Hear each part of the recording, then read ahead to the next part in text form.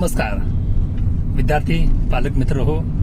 आतापर्यंत आपण करिअर करण्यासाठी नेमकं काय करत होतो तर चांगल्या प्रकारचं शिक्षण, डिग्री आणि जमलंच तर परदेशामधल्या संधी आपण शोधत होतो.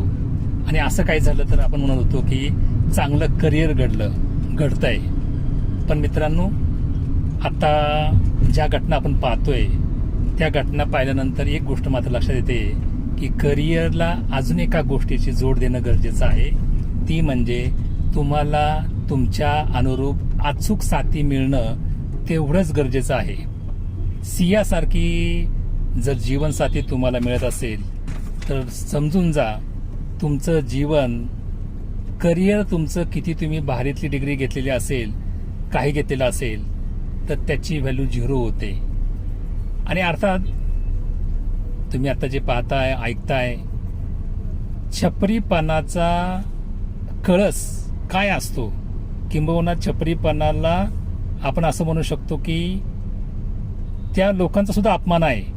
छपरीपणाचा तुम्ही स्क्वेअर म्हणा, क्यूब म्हणा, रेस टू 100 म्हणा, त्याच्याविषयी आपण निश्चितपणे बोलू.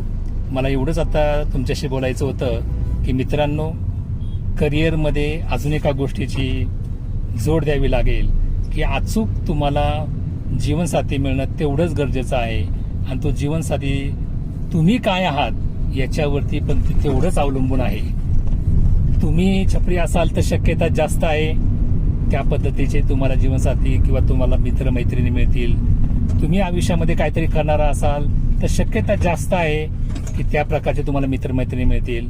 पण एवढं मात्र निश्चित आहे, करिअर करण्यामध्ये तुम्हाला मित्रमैत्रिणी असणं त्या कोणत्या प्रकारच्या आहे हेही तितकंच खरं आहे. तुम्हाला हे लक्षात आलं असेल, पटलं असेल तर जरूर मला सांगा कमेंट्समध्ये. धन्यवाद. थँक्यू. जय हिंद.